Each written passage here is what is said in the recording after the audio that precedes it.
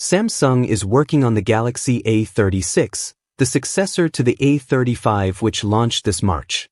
The upcoming phone will arrive with a camera upgrade, according to a new rumor. The A36 has a 50MP main rear camera just like its predecessor, but it will sport a 12MP selfie camera. That's the same move to be employed by the Galaxy A56.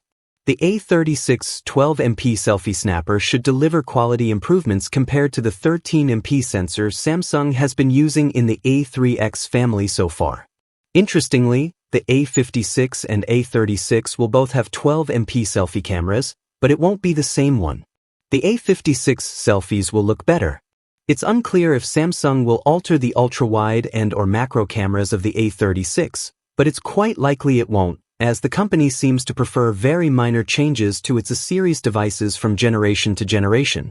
Thanks to a benchmark run, we know that the Galaxy A36 will be powered either by the Snapdragon 6 Gen 3 SoC or the Snapdragon 7's Gen 2, paired with 6 GB of RAM in one configuration. It will of course run Android 15 when it launches in March next year.